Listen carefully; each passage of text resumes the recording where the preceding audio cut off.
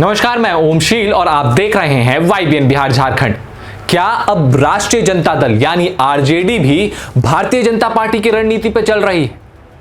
क्या जिस तरीके से भारतीय जनता पार्टी अपने स्टार प्रचारकों को उतारती है, चाहे वो पवन सिंह हो, मैथिली ठाकुर हो, कुल मिलाकर पॉपुलर फेसेस को उतारती है, चुनावी मैदान में चुनाव प्रचार करवाने के लिए और चुनाव लड़ने का मौका भी देती है, लेकिन क्या अब यही रणनीति राष्ट्रीय जनता दल ने उतारने की कोशिश की है?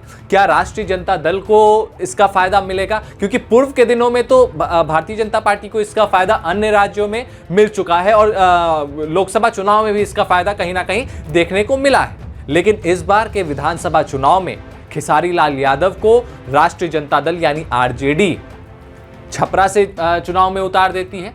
और खेसारी लाल यादव जब चुनावी मैदान में उतरते हैं तो खेसारी लाल यादव के जबान पर सिर्फ एक ही नारा रहता है कि तेजस्वी यादव युवा हैं, तेजस्वी यादव को मौका दिया जाए, उन पर विश्वास जताया जाए, उन्हें मुख्यमंत्री बनाया जाए।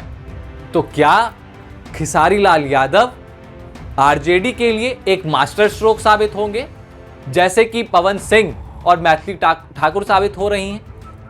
मैथिली ठाकुर अभी चुनाव में एंट्री ली है भारतीय जनता पार्टी की तरफ से, लेकिन पवन सिंह एक ऐसे चेहरे हैं भारतीय जनता पार्टी के लिए, पावर स्टार कहे जाते हैं, और उनका जो प्रदर्शन था लोकसभा चुनाव में, निर्दलीय जो उन्होंने काराकाट से लड़ा था, वो फैन बेस देखकर कहीं ना कहीं भारतीय जनता पार्टी प्रभावित हुई, जिसके वजह से पवन सिंह को वापस लाया गया। तो क्या वही तस्वीर भोजपुरी इंडस्ट्री के दूसरे दिग्गज, ट्रेंडिंग स्टार कहे जाने वाले खेसारी लाल करके दिखा पाएंगे?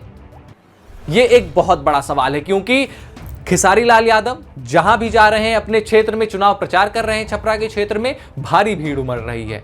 लेकिन क्या जिस तरीके से पवन सिंह ने 2024 लोकसभा चुनाव में अपने भीड़ को वोट बैंक में तब्दील किया था और 2.5 लाख से ज्यादा वोट लाए थे, तो क्या इस बार के विधानसभा चुनाव में खेसारी लाल यादव ऐसा कर पाएंगे? तेजस्वी यादव के जो उम्मीद है उस पर खड़े उतर पाएंगे?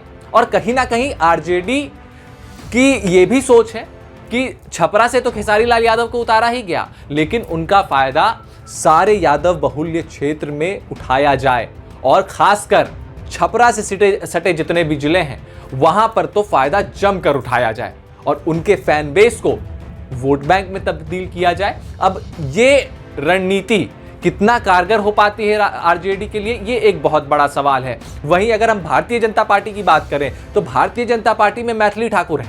मैथिली ठाकुर को मिथिलांचल के क्षेत्र से चुनावी मैदान में उतारा जाता है भारतीय जनता पार्टी द्वारा। पॉपुलर फेस है, उन पर क्या विश्वास जताती है जनता बिहार की, ये देखने वाली बात होगी। तो कमोवेश सारी पार्टियां, सारे गुट के नेता, अगर हम प्रशांत किशोर की बात कर रहे हैं तो प्रशांत किशोर भी, रितेश पांडे जो कि भोजपुरी गायक हैं, उन्हें भी करहर सीट से चुनाव लड़वाया जा रहा है जनसुराज की तरफ से। तो कहीं ना कहीं अब सारी पार्टियां पॉपुलर फेस को अपनी पार्टी में जगह दे रही है, अभिनेता को, गायक को अपने पार्टी में जगह दे रही है और चुनाव लड़वा रही है।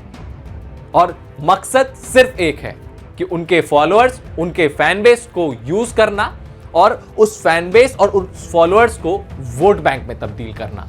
बहरहाल इस रणनीति में कितना सफल हो पाती है पार्टियां, और जिसकी अभी हम बात कर रहे थे आरजेडी की, जो कि एक नया मास्टर स्ट्रोक या फिर एक नई रणनीति कह लें राष्ट्रीय जनता दल के लिए, कि खेसारी लाल यादव को चुनाव में उतारकर एक रणनीति बनाने की कोशिश की गई है। भारतीय जनता पार्टी तो पहले से करती आई है और सफलता भी कहीं ना कहीं मिलता रहा है भारतीय जनता पार्टी को, लेकिन अब क्या आरजेडी को यह सफलता मिलता है, ये देखने वाली बात होगी। आपको क्या लगता है? वीडियो को लाइक करें, चैनल को सब्सक्राइब करें और कमेंट करना ना भूलें। नमस्कार।